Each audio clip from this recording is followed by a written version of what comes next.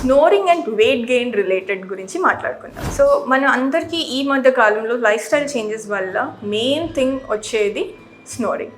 And snoring has become a major health risk of our today's generation.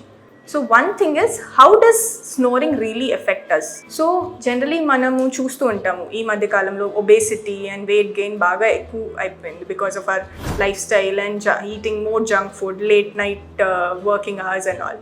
So దీనివల్ల ఏమవుతుంది అంటే because of sleepless nights and all our body metabolism kind of changes. So మనం weight gain అవుతాం. So ఆ weight gain అయినప్పుడు generally మన neck circumference అనేది పెరుగుతుంది. సో మన నెక్ సర్కంఫరెన్స్ పెరగడం వల్ల దాంతోపాటు మన టంగ్ మస్కులేచర్ అనేది కూడా పెరుగుతుంది. So whenever we are sleeping ఈ టంగ్ అనేది ఏదైతే ఇన్ ఒబేస్ పీపుల్ ఈ టంగ్ బ్యాక్ ఫాల్ అవుతుంది and blocks our airway block చేసినప్పుడు whatever air which we have to breathe in and breathe out kind of gets obstructed. Because of this airway obstruction sleep apnea లాంటి symptoms రావచ్చు. అంటే మనకు బ్రెయిన్కి అందాల్సిన oxygen సరిగ్గా అందదు. దానివల్ల వేరే organs like brain and heart can get affected.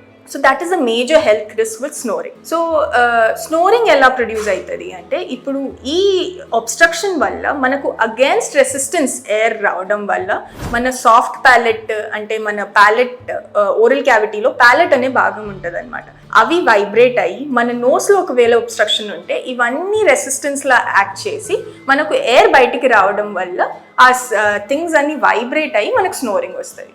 So that is how weight gain is related to snoring.